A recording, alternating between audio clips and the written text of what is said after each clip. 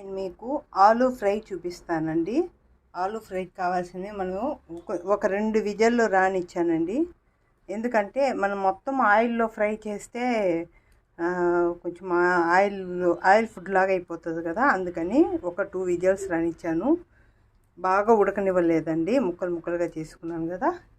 ఇప్పుడు తిరగమాతకి నేను కరివేపాకు, జీలకర్ర, ఎండుమిర్చి ఈ 3 ఇవి ఇప్పుడు మనకి ఆయిల్ కాగింది కదా, ఇది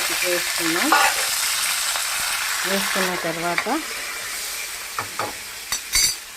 ఇప్పుడు కొంచెం పసుపు వేసుకున్నామండి. కొంచెం పసుపు కొంచెం వేసుకున్నాం కదా. ఇప్పుడు ఇది వేగిపోయింది. ఇది మనం 2 విజిల్స్ రానిచ్చానండి. ఎందుకంటే మరి మెత్తగా ఉడికిపోతే బాగుండదు, కొంచెం గట్టిగానే ఉండాలి. ఇప్పుడు ఇందులోనే వేగుతుందండి. ఇందులోనే వేగిన తర్వాత మన ఫ్రై మసాలా పొడి ఉంది కదా, ఆ మసాలా పొడి నేను వేస్తానండి. అదే మన ఎండుమిర్చి పౌడర్ ఉంది కదా, అది వేస్తాను. ఇది కొంచెం మనం అలా మగ్గనిద్దాం, ఇది అలా వదిలేద్దాం. ఇప్పుడు మనం ఆలూ ఫ్రై చూడండి, మనం మూత తీసాం కదా. ఇప్పుడు ఇలా బాగా ఒకసారి 2-3 సార్లు కలిపెట్టుకోవాలండి మీరు మధ్యలో. ఇప్పుడు మనం ఇది ఉడికిందా లేదా చూద్దాం.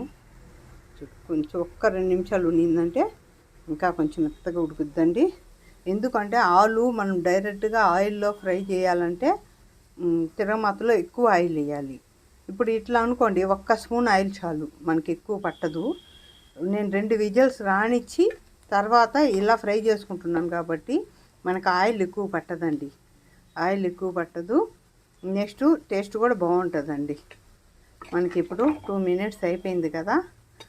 చూడండి, నేను ఇప్పుడు లాస్ట్లో ఇంకా ఫైనల్ ఈ పొడి వేసుకుంటాను.